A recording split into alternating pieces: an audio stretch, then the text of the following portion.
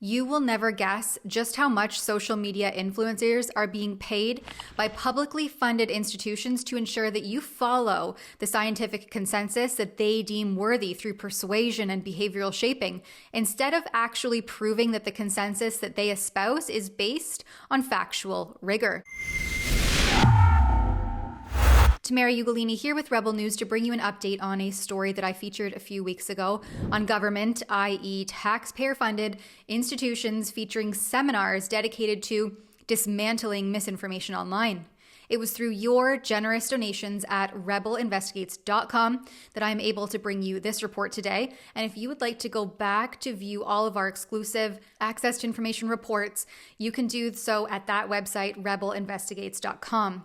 Now, this particular story came across my desk as the Canadian Institutes for Health Research, also called the CIHR, has been funding and disseminating workshops on how to combat misinformation. One in particular was called Combating Misinformation on Social Media and was hosted on March 28th of this year by Samantha Yamin, who goes by the alias of Science Sam. In the previous report on Science Sam, I debunked a lot of the science that she claims to be standing behind and discovered that her then fiancé, now husband, was a pandemic profiteer.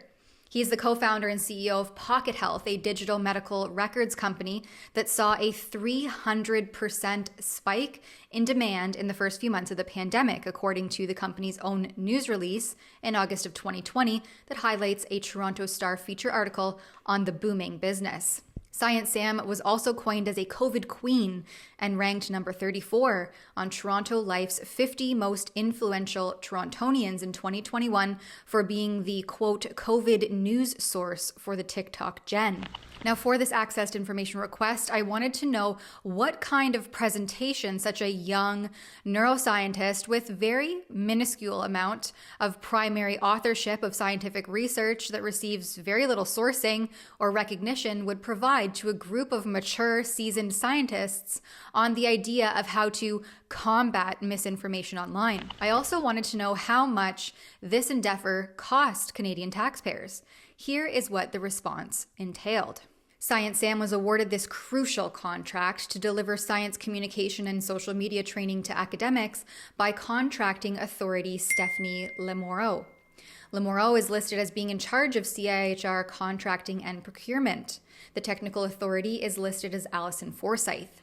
For this work, Science Sam was contracted a whopping $32,500. That's not including the 13% tax. Here are the details. The contract ran from October 1st, 2022 to March 31st, 2023, and Samantha was assigned 4 different workshops, some of which ran more than once, for a total of 7 workshops. The first, #SciComm, which I guess stands for science communication, on social media for research, which, as per the CIHR website, included 3 two-hour sessions.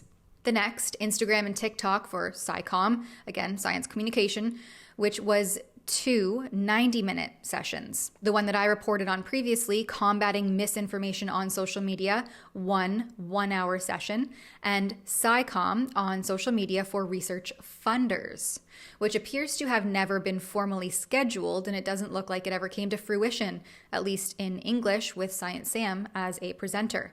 As part of the CIHR scope of work, Science Sam had to provide science communication and technological expertise to design and deliver the complete workshops.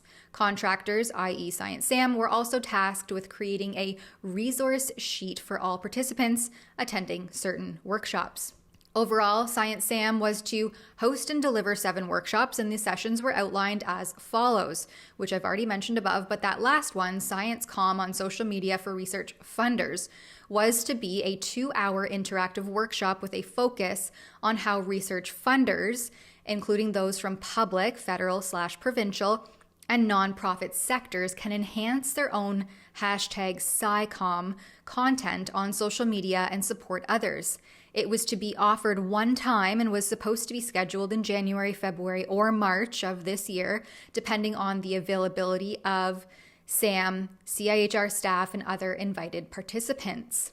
Now, the only thing that is included in this access to information response, apart from the contract details, is the proposal sent in by Science Sam, who calls herself a neuroscientist, science communicator, and digital producer.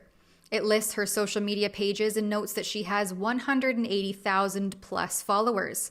Her biography says that she earned her PhD studying how stem cells build and maintain the brain, and her formal training in academia plus expertise in digital media means she is uniquely poised to distill complex, jargon-filled science in fun and interactive ways that resonate with any audience. Science Sam has been featured on the CBC, unsurprising, TVO, and produced content and consulted for government agencies like, well, there it is, the Public Health Agency of Canada, and the anti-misinformation organization called Science Up First. She says that her own workshop series rate is $32,000 plus HST for the proposed 7 workshops, so she got exactly what she was hoping for.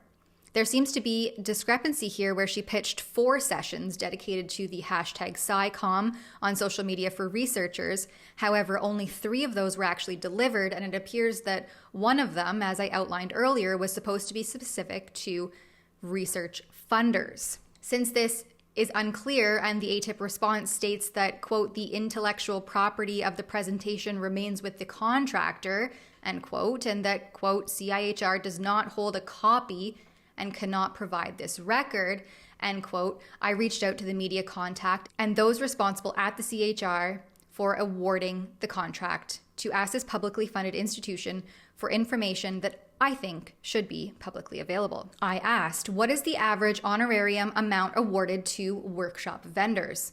Will the training opportunities in science communication workshops be made publicly available? If so, when? And if not, why?